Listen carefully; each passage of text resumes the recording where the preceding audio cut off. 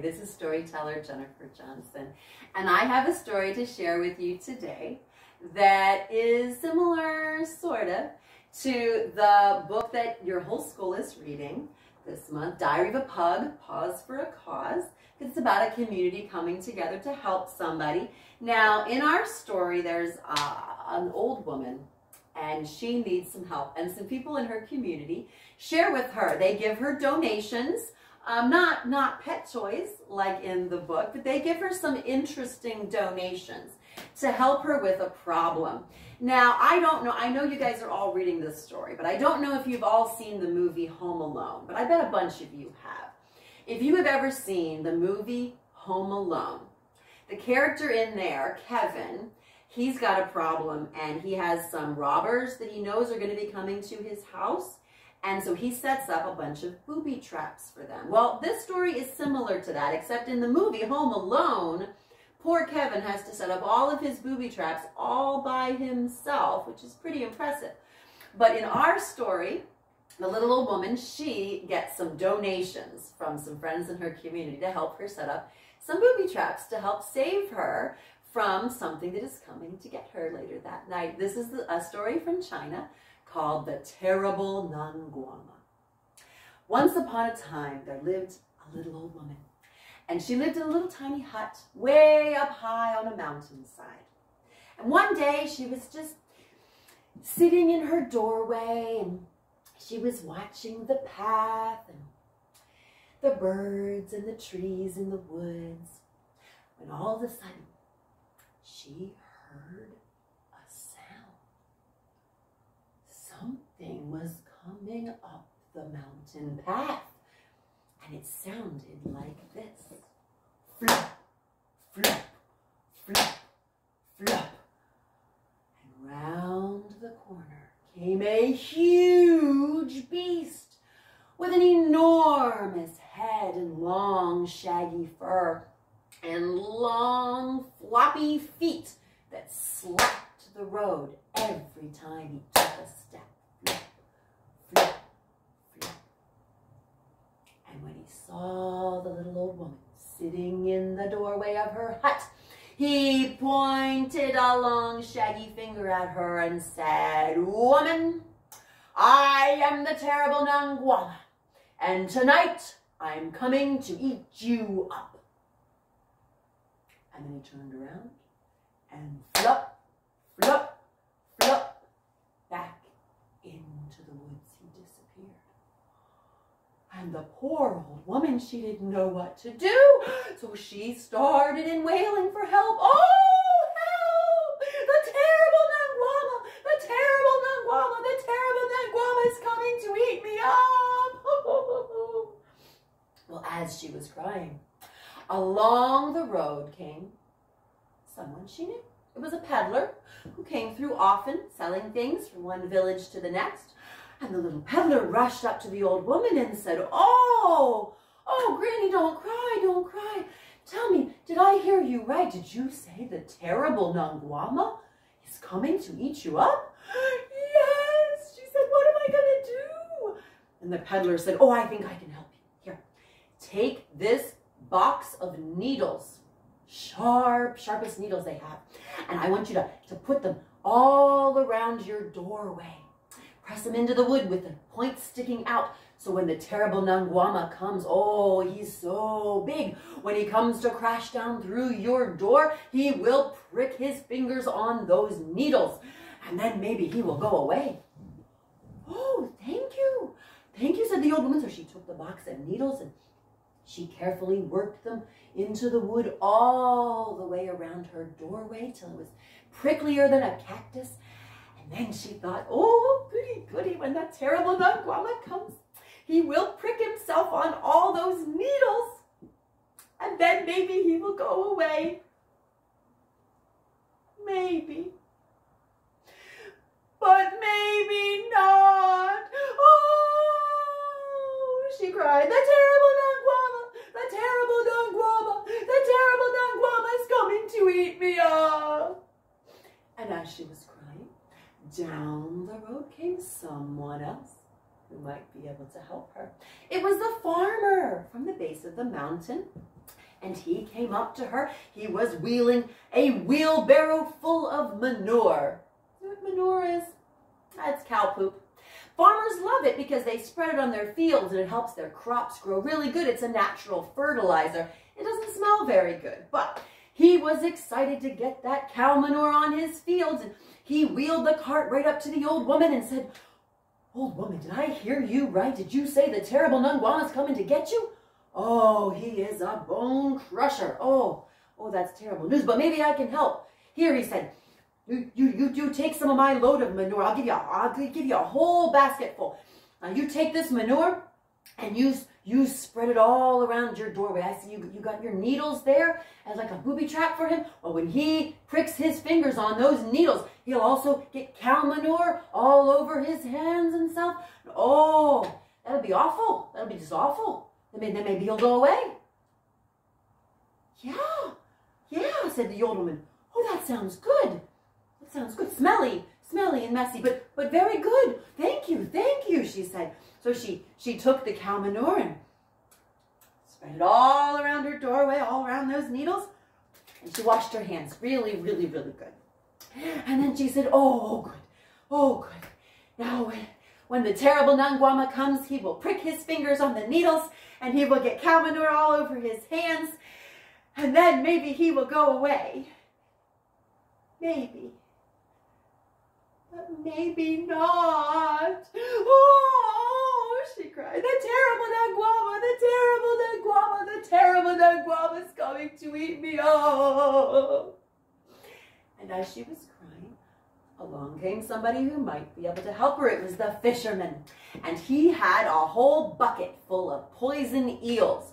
Now, why would he have poison eels? They weren't poisonous to eat. Very, very tasty to eat, just like fish. But when the eels are alive, if you get bit by them, their bite is venomous, like a snake. So it stings really, really bad and can make you sick. So the fisherman said, "Old woman, did I hear you right? Did you say the terrible Nung Guama's coming to eat you up? Oh, well, that's not good. Oh, but maybe I can help. Here, take these eels," he said. "Put them in your rain barrel. See, right there by the door, you have this barrel of water. And when the terrible Nung Guama comes and he pricks his fingers on all those needles and gets that cow manure all over his hands, well, he's going to want to wash it off, right? And there's this barrel of water right there. So he's going to stick his hands in the barrel and all the eels are going to bite him. And then maybe he'll go away." Oh, thank you, said the old woman. Oh, that sounds so good. Oh, good. So she took the poison eels and she dumped them into a rain barrel, and they were real happy swimming around in there. And she sat back down in her doorway and said, "Oh, good. Now, when the terrible Nung Guama comes, he'll prick his fingers on the needles, he'll get cow manure all over his hands, and go to wash him off, and the eels will bite his fingers, and then maybe he'll go away. Maybe. But maybe not. Oh, the terrible Nung Guama, the terrible Nung Guama is coming to eat me up." While she was crying this time, along came the farmer's wife. She came right on up to the old woman and said, Oh, Granny, my husband told me about that terrible Nung Guama coming to eat you. Oh, so I brought some eggs. You know how you're never supposed to put them in the ashes of the fire and then forget about them? And this is actually a true thing. Most of us don't have fires with ashes, but you may have been told never ever to put an egg in the microwave. Don't do it. Don't do it. Makes a big mess, and your grown-ups will be very unhappy with you. But with your grown-ups' permission, you can look it up online. Look it up online. What happens if you put a whole egg in the microwave? You could probably watch a video of what happens. They explode and make a big mess. So the farmer's wife, she knew that happens. If you put the eggs too close to the fire, they heat up too fast inside. And she said, so here's what you're going to do. You know when that terrible Nung Guama comes in, he pricks his fingers on the needles, he gets cow manure all over his hands, and he goes to wash him off. The poison eels are going to bite him. He said, now, you know, your fire's going to be all burned down low, and he's going to want to rub some ashes on those bites because that's the only thing that soothes that sting. But he's not going to know that you just put these eggs in those ashes. And the coals from the fire are going to get him really, really hot inside. And when he sticks his hands in there, the eggs, super hot inside, are going to explode right in his face and blind him. And then maybe he'll go away. Yeah, said the old lady. Yeah, that sounds really good. Oh, thank you, she said. She put the eggs right by the fire and said, okay, good. When the Terrible Nung Guama comes, he's going to prick his fingers, he's going to get cow manure on his hands, he's going to go to wash them up, the eels are going to bite him. I'm going to put those eggs in the fire right when I hear him coming, and so when he goes to put the ashes on his fingers, they'll explode in his face. And then maybe he'll go away. Maybe. But maybe not. Oh, she cried again. The Terrible Nung Guama, the Terrible Nung Guama, the Terrible Nung Guama is coming to eat me up. And this time, just as she was crying, along came the miller. Now, the miller is somebody who grinds grain down into flour. Nice, light, powdery flour. And to do that, they use a big stone wheel.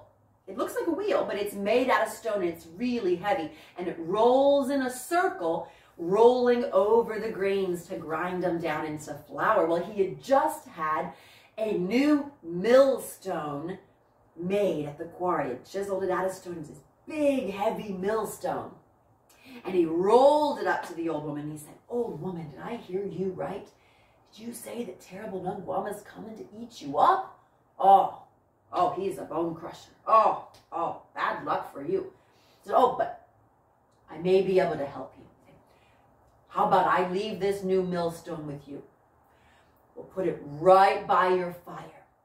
So when the Terrible Nung Guama comes, he pricks his fingers and he gets the cow manure all over his hands and he puts them in the water and he gets bit by the eels. He goes to put some ashes on and the eggs explode in his face. He'll be blind. He'll stumble around and he'll knock into that millstone and it'll fall down on his head and knock him out cold. That's what we're doing. That's what we'll do. Okay. Oh, that sounds good, said the old woman. So the miller, he rolled that heavy stone in. They lifted it up over the fire so it'd fall right down on top of the Terrible Nung Guama's head. And this time the little old woman said, oh, that, I think we're set. Well, that's the best booby trap I've ever heard of. I think when the Terrible Nung Guama comes, I think I'm ready. So she lay down in her bed and she tried to get a little bit of sleep. But before she could fall asleep, she heard a sound coming up the mountain path. It sounded like flop, flop, flop, flop. Oh, he's coming, said the Terrible. He's coming, he's coming. So she took the eggs and she hid them in the ashes and she damped down the fire and she hid in the corner and waited as the Terrible Nung Guama came up to her door and he screamed as the needles pricked his fingers. He grunted as he got manure all over his hands.